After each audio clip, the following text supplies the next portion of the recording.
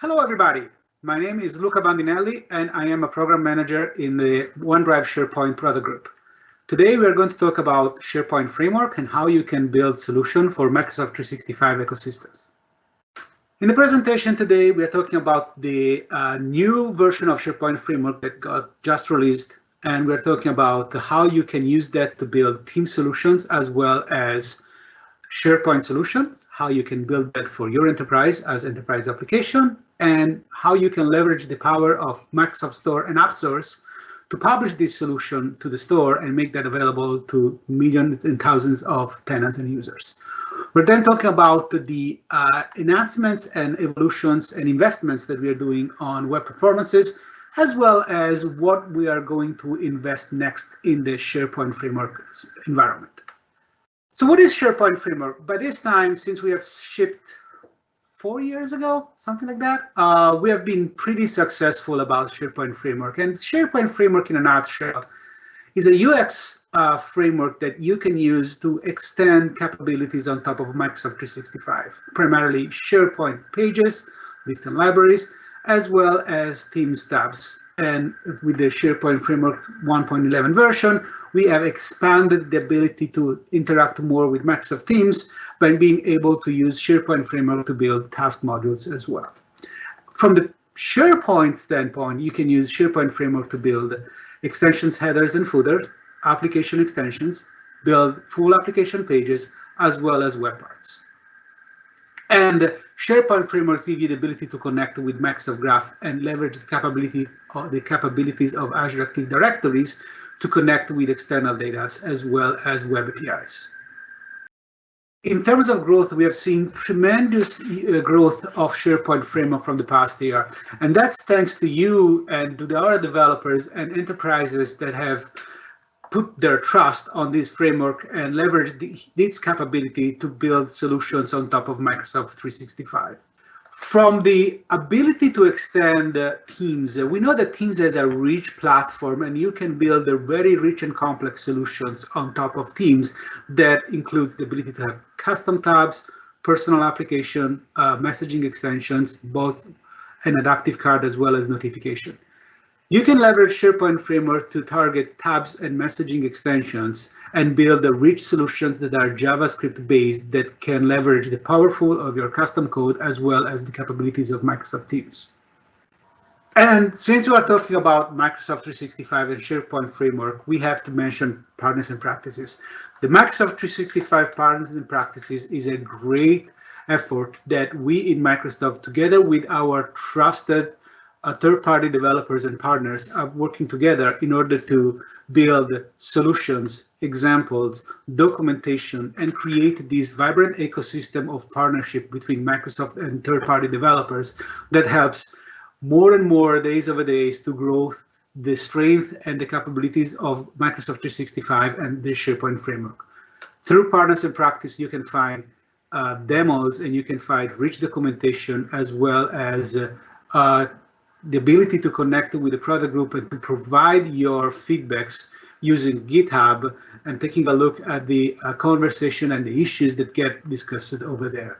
So again, partners in practice is a great way not only to start interact with and get knowledge of Microsoft SharePoint framework, but as well a great place that you can go there and contribute to the success and the growth of the framework itself. And in terms of where SharePoint Framework positions itself in the Microsoft 365 ecosystem, as I said before, SharePoint Framework is a UX framework. You use that in order to build the JavaScript-based components that will surface in SharePoint pages as well as Microsoft Teams. And you can use the framework to connect with external data as well as the ability to use Azure Active Directory and SharePoint infrastructure to store data, documents, as well as data itself through the listed library infrastructure in SharePoint. And SharePoint Framework is basically very well connected in what the SharePoint ecosystem provides to organizations.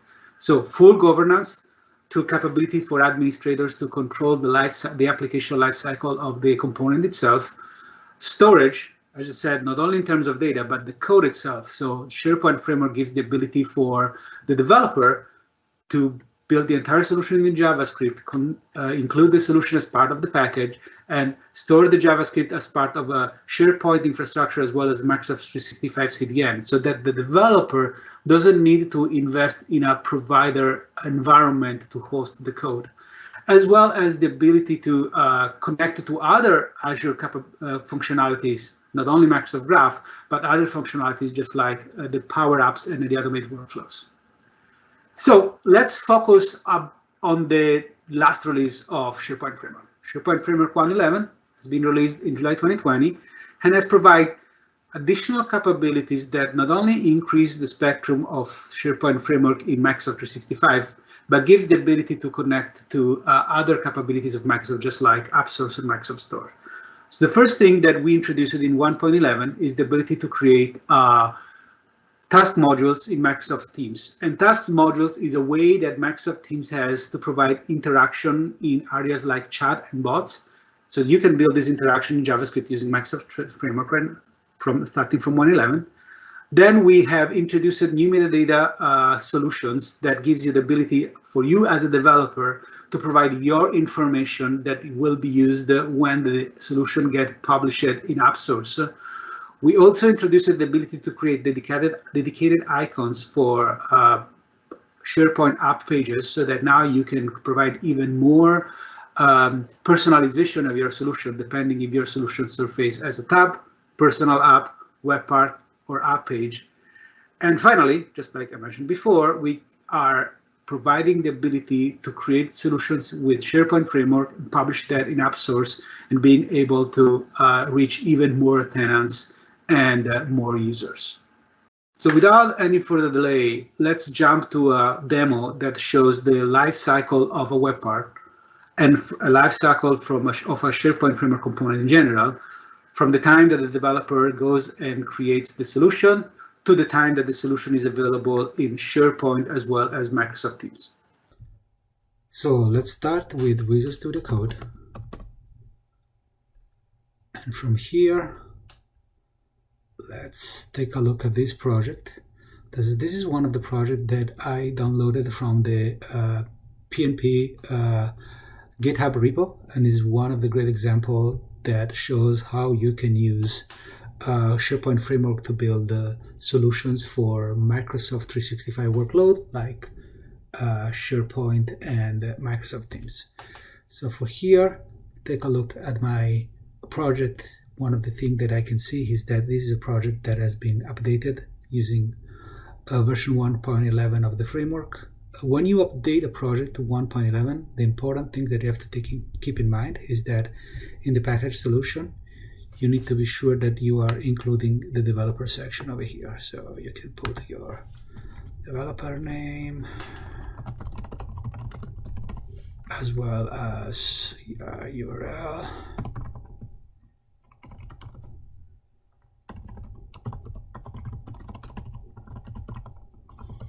And if you don't do that, you will get an error during package solution that will say that there is something that has been missed in the package solution.json. So this is not a problem if you start a project using 1.11, but it might be a problem, or it is a problem if you're updating an existing problem or existing solution to 1.11. Our documentation on the website already mentions that, so something to keep in consideration.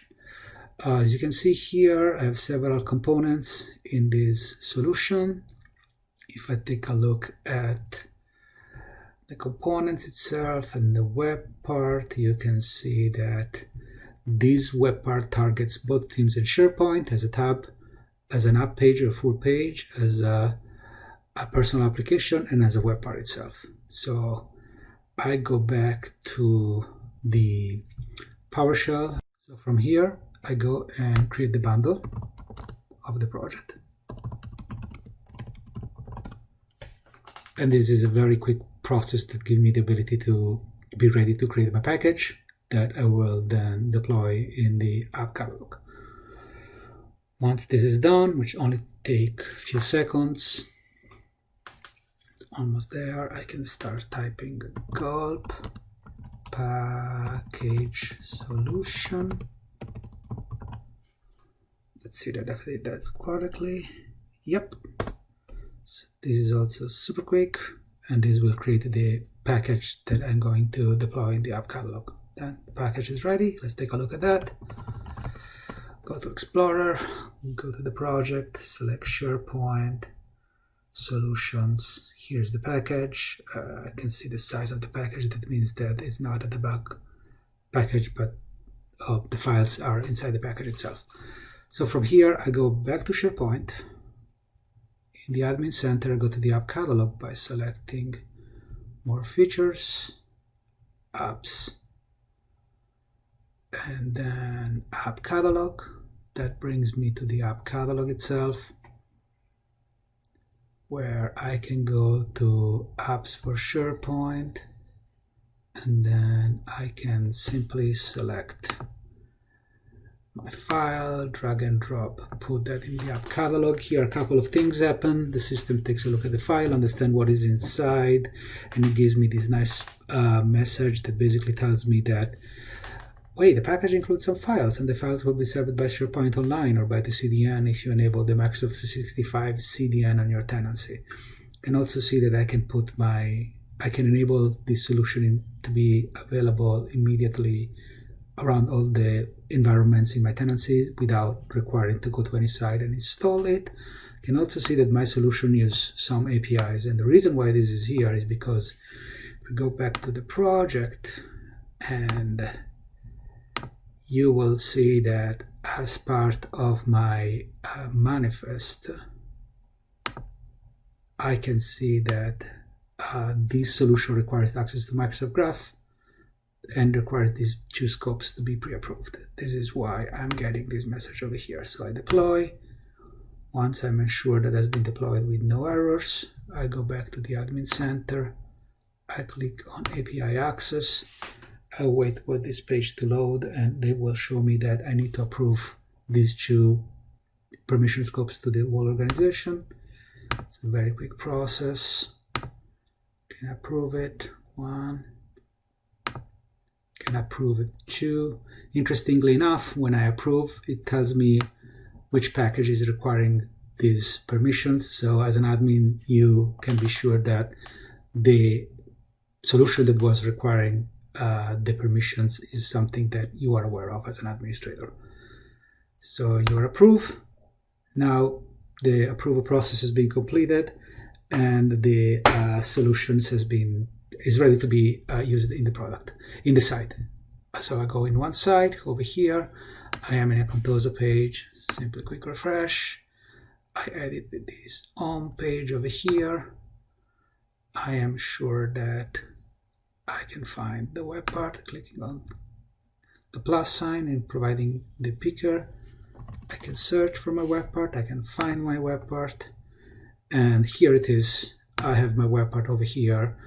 A couple of things that's worth noticing here as a developer. You can take a look at the web part that is working on the system.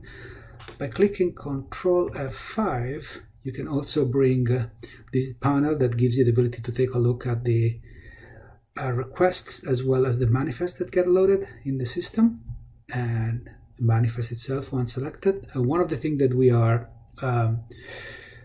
starting and rolling out to our tenants is the ability to take a look at the performance of the page itself and see how much your web part can increase the overall overall performance of the page itself. So this is one of the things that is also worth mentioning, and it's very useful, we believe, as a developer, to take a look at that, to take a look at the amount of time that the page takes to render if your components are in the page versus not your component not being in the page. So back over here, one of the other thing that we were doing, if you remember when we took a look at the manifest, is that we say that this component is also available as an app page. So I can go here, I can select page, and here I can see apps, and here I can see my component available as an app page. Very interestingly, I have a new icon here available. This is one of the other things that we introduced in 1.11. So if we go back to the manifest and we go back to the manifest of the web part itself, you will see that there is a new full page app icon image URL attribute that you can use to specify an icon that will show in the page picker for the app page. You can have, as you have seen before, you can have different icons for different experiences. If you remember, we had one icon for web part, and we have this different icon now for the app page. And this gives you the ability to have a more personalized experience for your component, depending if your component comes as an app page, as a web part, or as a Teams tab, as we'll see later. So I can create a page, and I can basically name my page as leads. I don't want this in navigation for now, and that's it. I save, and here it is. My web part is available over here, not only as a web part on the home. I can open it in a different page, in a different tab, but it's also available on this side as a full page. And this is exactly the same component. So let's go back to the app catalog. If I select the component that I just deployed, I can click to Files, and I can see that Sync to Teams is enabled. And the reason why Sync to Teams is enabled is because, as we've seen before in the manifest, the component itself has been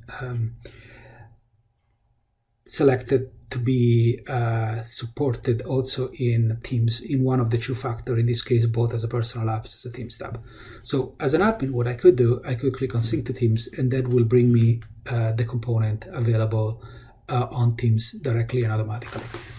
Another option that I can choose to do is to basically create the zip file by myself and to deploy that in the Teams app catalog. And one of the reasons why I want to do that is, for example, because the component that I'm building is very complex and doesn't have simply one way to show up in Teams, but also, for example, includes some messaging extensions as well as some bots. So one of the things that I can do is I can go back to Visual Studio Code. I can take a look under Teams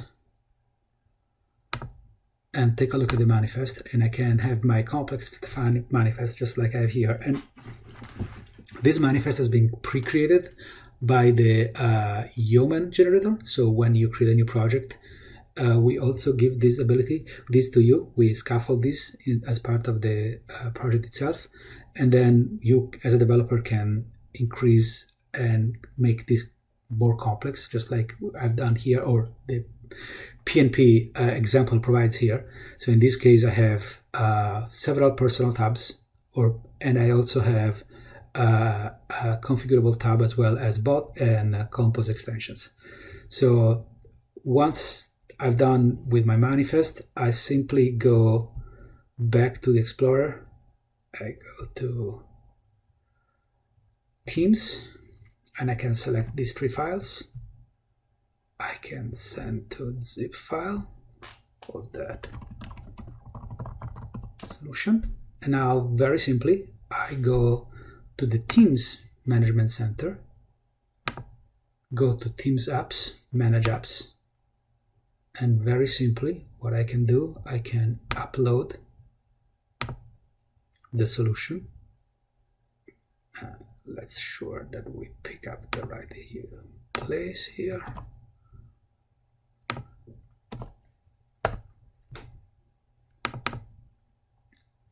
And once the upload process is over, which is very quickly processed, I can see that now, if I search here, I can find the lead solution being available.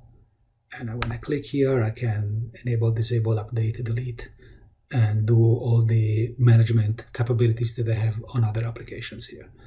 So from now, since the solution is now available in Teams as well, I go back here and I simply refresh.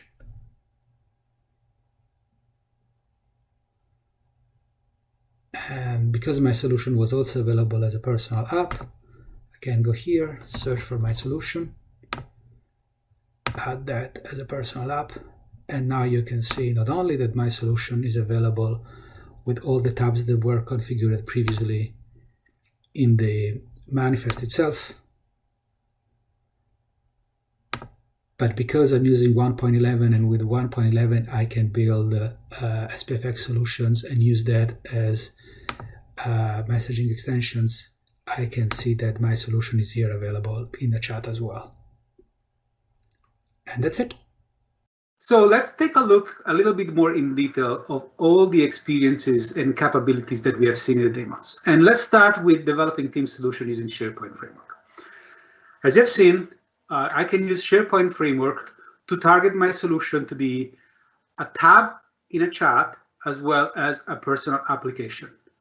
And this gives also the ability to the administrators of the teams in the tenancy to apply all the policies and capabilities so that the SharePoint Framework solution can be targeted to a specific group or a specific audience, either as a tab or as a personal app. As I said before, SharePoint Framework provides the ability to not only host the solution, but also provide the ability to connect it to external APIs. And the developer doesn't really have to do anything in terms of selecting the right identity library or providing the ability to connect or certificates to connect to the API. Everything is managed by the SharePoint Framework API as well as Azure Active Directory. And the solution doesn't work only on the web. It also works on mobile and rich client. It gives the ability for the developer to create the solution and modeling the solution itself to be a little bit more, to be more consistent to the environment that the solution is running on. And as I mentioned before, SharePoint Framework also provides the context of where the solution is working. So developers can decide to morph and make the solution behave differently if the same solution surfaces as a tab in Teams or surfaces as a web part in a SharePoint page. And as I said before, starting with 1.11, so developers can also build task modules using SharePoint Framework. And in terms of task modules, they have the same capabilities as any other component in Microsoft Teams. You can connect with Microsoft Teams functionalities. The context of Microsoft Teams is available in the code, so in the context, so that the developer can leverage that capability if needed. And it's just a new component type. You don't have to basically do anything special as part of your solution while developing in order to target the ability to have a task module as part of your solution. And just like anything else in Teams and anything else in SharePoint Framework, you can have API access as well as leverage the power of Microsoft Graph or any other third-party web API as part of your task module development and experience. Metadata for developers is another capability we introduced in 1.11. And in that, we give the ability or provide the opportunity to developers to specify their information that will be used during the publishing process in AppSource, so that when a tenant can access and wants to get a SharePoint Framework solution from the store, all this information will be available to the tenant through AppSource. This is a quote optional section in the manifest. Let me be a little bit clear what I mean by optional. So if you start with a brand new solution using Yo at Microsoft/SharePoint and you have 1.11 installed, the Yeoman generator will scaffold that, and it will be available in the package solution.json. And you, as an enterprise developer, can decide completely to ignore that. There will be mock information. You can decide to use that, not to use that. Everything will work. You can compile, create the package, deploy the package in the enterprise app catalog, all good. If you decide to publish this solution in the store using Partner Center, we will reject the solution if those information are not properly compiled. So this is one thing that you have to keep in mind if you want to publish your solution in AppSource. If you are a developer or an ISV that wants to use that pattern to reach Microsoft 365 customers. If you're, however, updating an existing pre-1.11 solution to 1.11, you have to go and manually edit this information. And I mentioned that on the demo as well, because if you don't do that, the process to create the package will fail. So this is also documented in docs.microsoft.com, but since we're talking about that, I think it's worth mentioning this kind of information as well. So dedicated image in the app pages is another thing that we introduced in 1.11. This basically gives you the ability, as I'm showing in the demo, to have a dedicated icon or image to surface in the page picker experience when you are developing an app page using SharePoint Framework. Right now, we only support URLs. Base64 encoded images are not supported. If you want that, please use user voice and let us know if this is something that you want us to invest, and we will be more than happy to consider that based on the feedback that we're getting from you. As documented, we have specific size and specific resolution that we apply to the image that is used for app pages. If you don't follow that, the experience can be a little bit different, so stick with that, or test your solution before publishing or releasing that to a customer. And finally, support for the store. As I've showed during the demo, it's a tenant administrator experience, and that's because SharePoint Framework has super powerful solutions that need tenant administrators' consent and deployment in order to function across Microsoft 365 tenants and environments, because you can access web APIs and any custom code can do that. So the admin has to be sure that there is custom code that runs. And also the admin has the power to disable that custom code where needed. So the users can request, as I showed during the demo, the user can request a solution. That request gets notified by the admin. The admin, through the app acquisition flow, go back to the store, acquire the solution from AppSource, use the app catalog to manage and deploy the solution. And from there on, just like any other SharePoint Framework solution, doesn't matter if it's an enterprise application or an application coming from the store, the solution can be managed and can be available in SharePoint as well as Microsoft Teams. Right now, we are supporting a solution for SharePoint Pages, solution for SharePoint Pages and Teams, and Teams tab solution for SharePoint Pages. This is another very interesting thing to consider a little bit. We did the work basically both ways. We leveraged the power of SharePoint Framework to allow developers to build JavaScript-based solution and target SharePoint as well as Microsoft Teams. We are also leveraging the power of Teams tabs so that developers can build provider-hosted solutions that not only shows up in Teams as tabs, but can show up in SharePoint as pages as well as web parts. And there is very little, if nothing, that the developers have to do in order to make that happen. Create your tab using the latest version of Teams SDK. You can select that you also want to surface that solution in SharePoint. And then the SharePoint app catalog understands the zip manifest file. So basically, you package your solution if you're an enterprise developer, and you deploy the same package in the same way you would deploy that in Teams in SharePoint as well. If you want to go through the AppSource and store a path, you basically publish your solution as a Teams solution. And because you declared in the Teams manifest that you also want to target SharePoint, our validation process will take care of that. And if everything goes well, we will automatically publish the solution in the store as a Teams solution as well as a SharePoint solution. So very little, if nothing, to do from the developer in order to be able to target multiple platforms. And we did that thanks to our partners and thanks to the tight connection and relationship that we have with them. So a very big thank you to all of these partners that have helped us building the connection to AppSource for SharePoint Framework solutions, as well as a very big thank you to the partners that were able to help us building the connection between provider-hosted Teams solutions and SharePoint, not only through the SharePoint itself, but also through AppSource and the store. So now, let's go to the next demo and see what is the flow for an end user and for an admin to acquire a solution from the store that will surface in SharePoint as well as Microsoft Teams. So as a user, I want to add a SharePoint Framework solution from AppSource. The way I do that is directly from the site. I can go and click on the drop-down and select a new app. From here, I can access AppSource through the SharePoint store link. And let's say that I want to add one of the SharePoint Framework solution that one of our partners have already created, and it's available from the store. Let's say I want the lightning conductor.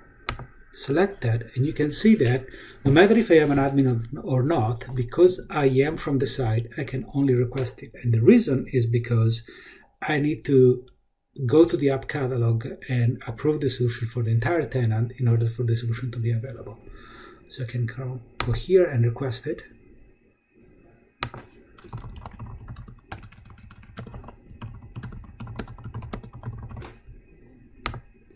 When the request has been made, I can go back to the admin center and go back to the app catalog.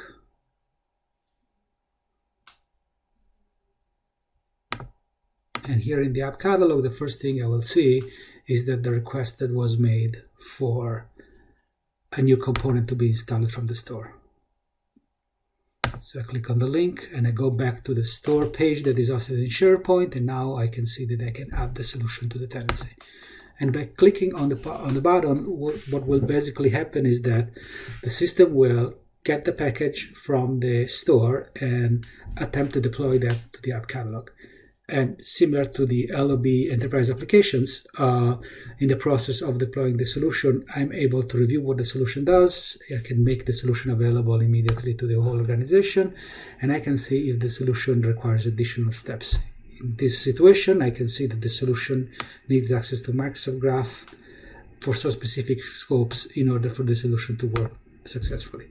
So I can go here, I can deploy, and now, just like any other enterprise solutions, I can see my solution coming from the store here in the app catalog. So go back to the admin center, and then I click API access, and I will see now that all the permissions that were listed in the dialog are also available here. Just like any other SPFx solution, I go and I approve those. And similar as the one that I was mentioning before, you can see that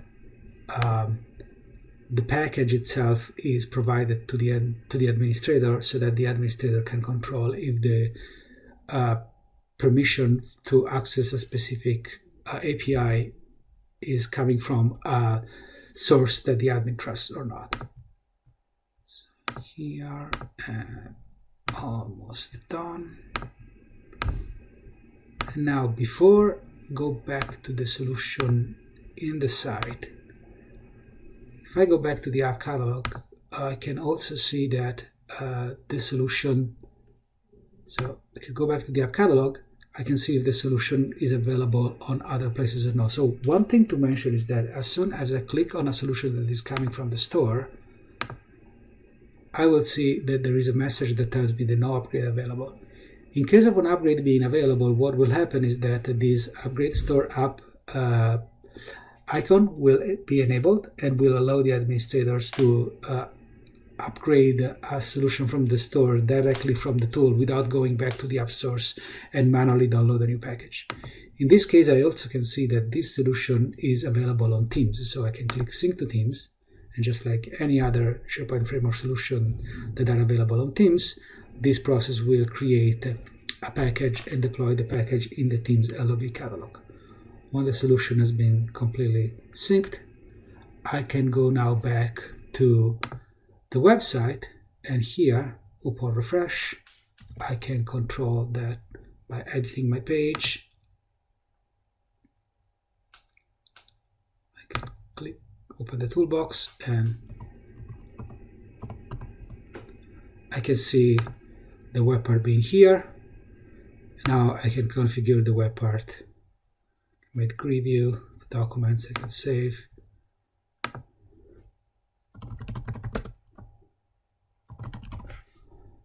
And now I can see my web part being available here on my page.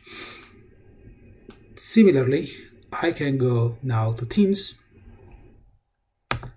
and I can see if my web part, if my component is also available in Teams by refreshing and searching here.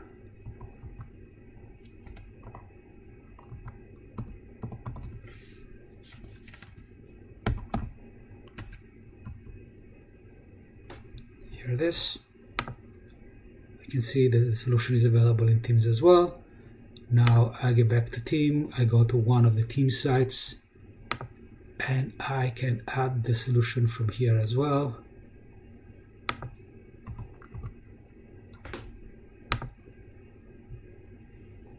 And now I can add the solution, and there is the standard configuration process that I would do for any SPFx solution, SharePoint Framework solution. Doesn't matter if they're coming from the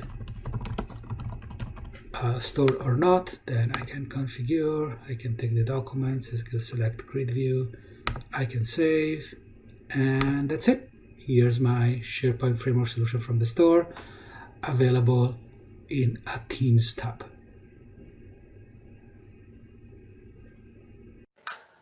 So we are now on the last part of our session, and let's talk about the investments that we are doing. So the first area where we are investing heavily is around web performances.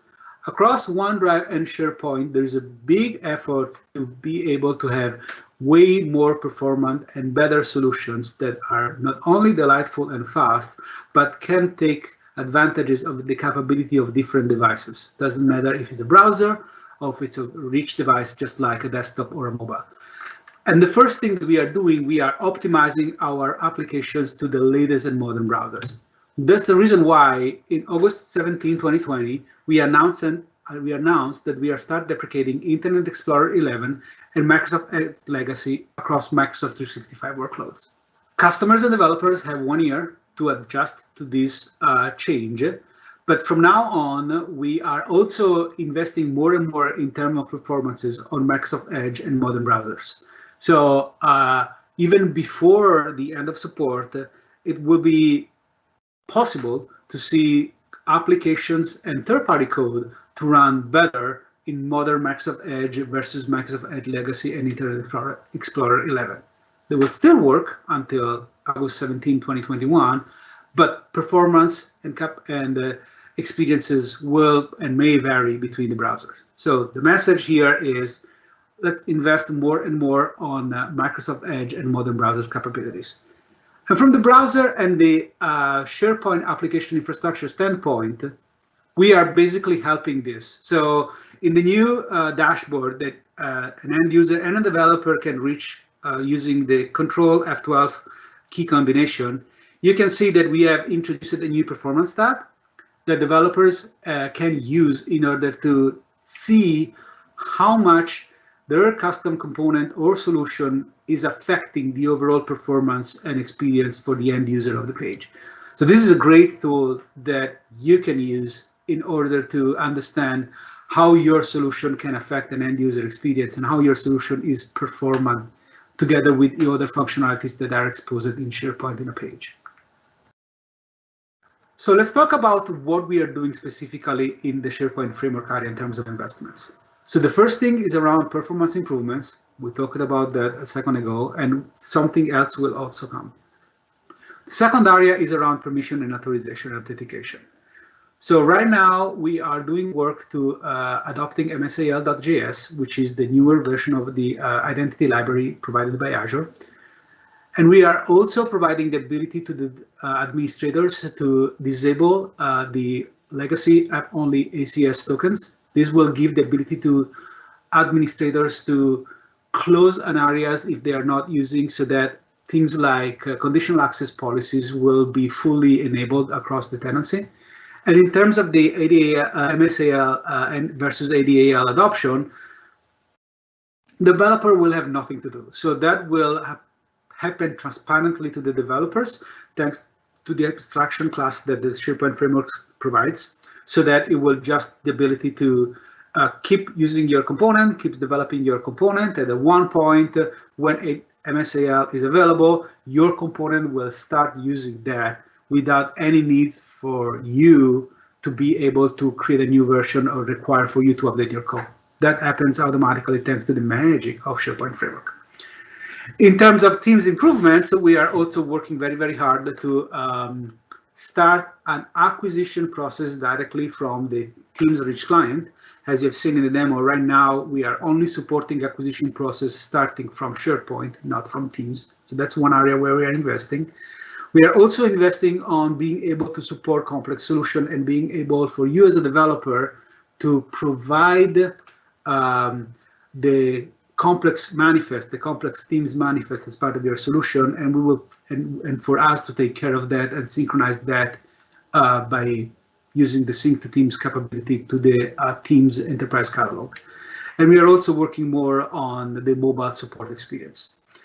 And for the third-party developers directly, we are doing work to have better experience in terms of development chain, in terms of tooling, YOM and Gulp, as well as doing additional investments on the hosted workbench. So stay connected. We talked about PnP at the beginning of the presentation. User voice is another huge channel that you can use in order to speak up and provide your opinion. If you want us to invest in some specific areas, if you want us to improve some areas, please go to user voice and provide your feedbacks over there. We are actively and constantly taking a look at that to be sure that we are providing our resources where you guys need them to be. And in terms of related session, we have multiple sessions that can be used. This is a list. Of course, this is not exhaustive, but you can start and use this session to be able to see all the other all the other innovations that go around the development platform for Microsoft 365. Thank you very much for your time. I hope you enjoyed it.